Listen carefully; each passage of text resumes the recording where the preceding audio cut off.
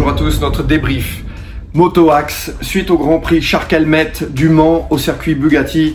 Une performance énorme de nos Français, vive la France. Ça a été un week-end haut en couleur et une course de folie. Voilà, les mots me manquent même pour décrire cette course.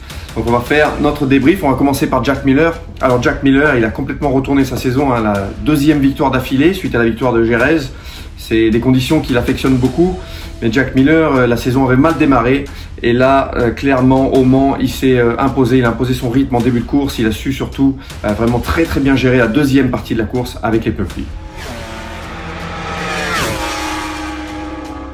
Ducati qui a dominé cette course flag to flag. Alors flag to flag en anglais, ça veut dire drapeau à drapeau. C'est-à-dire qu'on n'a pas d'interruption de course. On a donc, avec l'apparition de la pluie, les pilotes qui choisissent de rentrer au stand et qui changent de machine, donc ils repartent avec les pneus pluie. Donc ça a créé beaucoup de confusion dans la pit lane et c'est une course flag to flag qu'on n'avait pas eu depuis 2018. C'était en Argentine la dernière fois. Nos Français, Johann Zarco, deuxième, qui est passé très proche de sa première victoire en MotoGP. Il a fait un week-end exemplaire, Johann Zarco. Il a aussi pris un départ très moyen et ça c'est ça qui lui a empêché d'aller chercher la victoire.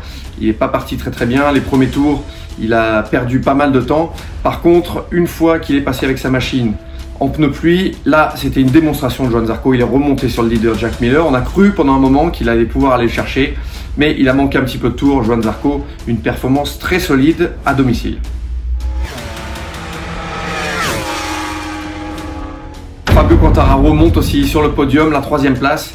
Alors pour Fabio, c'est une course très importante celle-là, puisque c'est des conditions climatiques qu'il n'apprécie pas énormément, ou en tout cas qu'il n'appréciait pas dans le passé. Il a eu quelques difficultés avec ces conditions donc séchantes pendant les essais, et il l'a avoué lui-même, il n'était pas complètement à l'aise.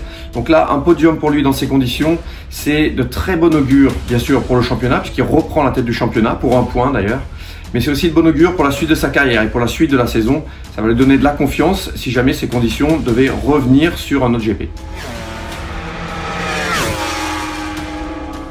Une mention spéciale pour Danilo Petrucci qui ramène la 5e place au team français, le team Tech 3 d'Hervé Poncharal. On a d'ailleurs eu Guy Coulon sur le plateau de Canal+ dimanche matin. C'était un réel plaisir de pouvoir échanger avec Guys. Et donc Danilo Petrucci qui ramène ce résultat. Ça c'est très bon pour le team, mais aussi pour KTM, puisqu'ils connaissent un début de saison très difficile.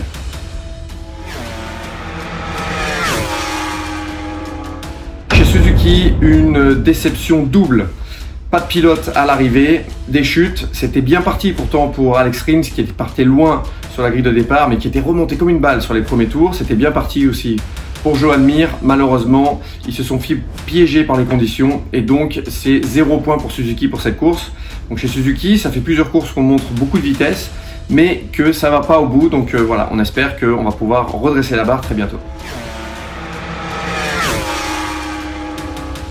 Enfin, un mot sur Marc Marquez qui est de retour aux affaires. Marc Marquez, il a profité de ces conditions humides pour prendre beaucoup de risques en début de course. On a vu un Marc Marquez très agressif, on l'a vu venir à côté de Fabio dans la pit lane, en rentrant dans la pit lane pour changer de moto. On l'a vu voilà, très agressif.